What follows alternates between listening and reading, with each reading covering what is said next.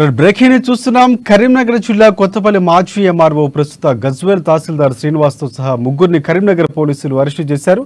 నకిలీ ధృవపత్రాన్ని సృష్టించి రేకుర్తిలో 30 గుంటల భూమిని కాజేస్తున్న తహసీల్దార్తో సహా అతని 12 మంది బినామీలపై కేసు నమోదు చేశారు. ప్రస్తుతం శ్రీనివాస్ బినామీలైన చంద్ర సంతోష్ తూకుంట మున్సిపల్ ఆఫీసులో జూనియర్ అసిస్టెంట్ పల్లె జీవన్ రెడ్డిను అరెస్టు చేశామని, మరో 9 మంది పరారులో ఉన్నారని పోలీసులు ప్రకటించారు. తహసీల్దార్తో సహా ముగ్గురిని కోర్టులో హాజరుపరచగా 14 రోజుల పాటు రిమాండ్ విధించారు.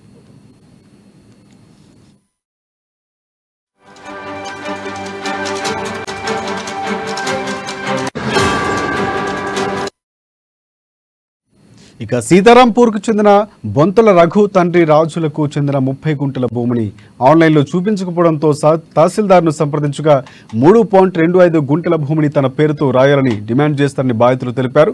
రఘు కుటుంబ సభ్యులు అంగీకరించకపోవడంతో 2015లో బాధితుడి తాత ఐలయ్య చనిపోగా సదరు ఎంఆర్ఓ 2016లో నానమ్మ పేరుతో బాధితుని తాత ఐలయ్య రిజిస్ట్రేషన్ చేసినట్లుగా నకిలీ డాక్యుమెంట్స్ను సృష్టించి ధరణి ఆపరేటర్గా పనిచేస్తున్న అప్పటి విఆర్ఏ పల్లె జీవన్ సహాయంతో 2022 ఆగస్టులో బాధితులు చిన్నాన్నతో పాటు 4 మేనత్తలకు 4.5 గుంటల చొప్పున ఎంఆర్ఓ బినామీ అయిన గోదావరి ఖని కళ్యాణ్ నగర్కు చెందిన చందా సంతోష్ పేరుతో 3.25 గుంటల భూమిని రికార్డులో నమోదు చేశారని పోలీసులు వివరించారు.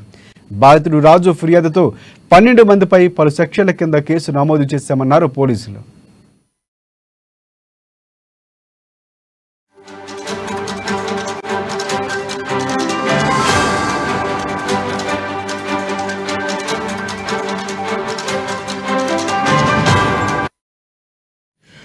బ్రేకింగ్ న్యూస్ చూస్తున్నాం. కరీంనగర్ జిల్లా కొత్తపల్లి మాజీ ఎంఆర్ఓ ప్రస్తుత గజ్వేల్ తహసీల్దార్ శ్రీనివాస్తో సహా ముగ్గురిని కరీంనగర్ పోలీసులు అరెస్టు చేశారు. నకిలీ ధృవపత్రాన్ని సృష్టించి రేకుర్తిలో 30 గుంటల భూమిని కాజేసిన తహసీల్దార్తో సహా అతనికి సహకరించిన 12 మంది బినామీలపై కేసు నమోదు చేశారు. ప్రస్తుతం శ్రీనివాస్ బినామీలైన చంద సంతోష్ తూమ్కుంట మున్సిపల్ ఆఫీసులో జూనియర్ అసిస్టెంట్ పల్లె జీవన్ను అరెస్టు చేశామని, మరో 9 మంది పరారులో ఉన్నారని పోలీసులు ప్రకటించారు.